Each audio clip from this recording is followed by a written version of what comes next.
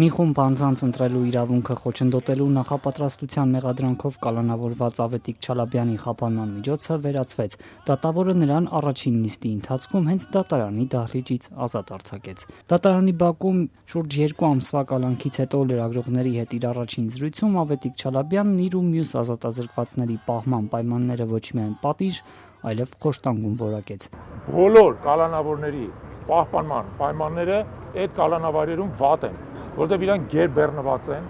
որտեղ այնտեղ հակասանիտարական վիճակ է, պատերը նեխած, խոնավության մեջ եւ այլն, չեմ ուզում շատ տարածվեմ, ուղղակի մարդ, որ մի անգամ մտնի դա տեսնի, կհասկանա, որ դա ընդհանրապես կալանավորներին խոշտանգելու միջոց է, ընդհանրապես ոչ թե ինձ անձը։ Ընտրություններին ընդառաջ Ուժեղ Հայաստան դաշինքի հետ համագործակցության հուշագիր ստորագրած Հայաքվե նախաձեռնության համակարգող Ավետիք Չալաբյանն իր հանդեպ տեղի ունեցողը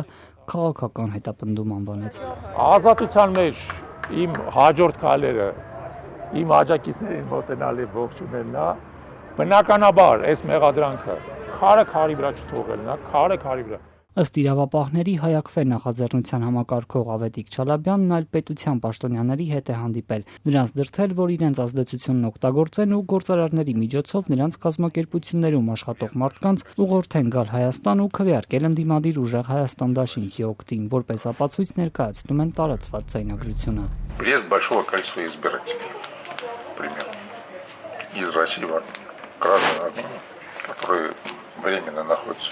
Их много. То есть, чтобы они голосовали не в странах, где они живут, а здесь? Они не могут там голосовать. У нас законодательство не позволяет. Այսօր այս գործով առաջին դատական նիստն էր։ Մինչ ազատ արձակվել է Հայաքվեի համակարգող Ավետիք Չալաբյանը նիստերի դահլիճում այս գործն իրականությանն ենգափոխում որակեց։ Նա սակայն չի հերքում, որ նման հանդիպում եղել է։ Իրականության ենգափոխում, երբ դու կարդում ես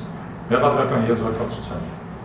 այսպես ասած փաստական մասը, դու նայում ես ինչա դրանից հետևում, հասկանում ես, որ իր մեջ ոչ մի կապ գոյություն չունի։ Տրամաբանական ոչ մի կապ գոյություն չունի։ Այս գործով նախաքննությունը 1.5 ամիս էլ չտևեց, ինչպես պարզվեց այսօրվա նիստի ընթացքում, գործով նույնիսկ մեկ վկա չկա։ Պաշտպանները նաև հենց այս հանգամանքը մատնացույց անելով խափանման միջոցը փոխելու միջնորդություն ներկայացրին։ Եթե վկա չկա, ինչպես կարող է Ավետիք Չալաբյանն ազդել նրանց վրա։ Պաշտպաններն առաջարկեցին որպես խափանման միջոց գրավը կիրառել դատավոր Դավիթ Բալայանը, սակայն այն ընդհանրապես վերացրեց, թեև մեղադրող կողմն իր հերթին միջնորդել էր երկարաձգել կալանքը։ Ինքը Չալաբյանը նիստից հետո անկեղծացավ։ Նման որոշում չէր սպասում։ Չէ կարող կանխատեսել, որովհետև իրավական հարթության մեջ բնականաբար դատավորը ընդունել է իրավաբանության տեսակետից միակ հնարավոր որոշումը, բայց բոլորը գիտեք, որ մեր երկրում միշտ չի որ իրավունքը գործում է,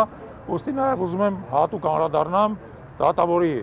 իսկապես դրսևորած արդարամտությանը, նրան, որ նա առաջնորդվել է օրենքով, հուսով եմ, որ մյուս դատավորներն էլ իրականում օրինակ կվերցնեն դատավորից եւ իրանք եւս կառաջնորդվեն օրենքով։ Հաջորդ դատական նիստը կկայանա նոյեմբերի 17-ին։ Չալաբյանի ազատ արձակումը դատախազությունը կարող է բողոքարկել 3 օրում։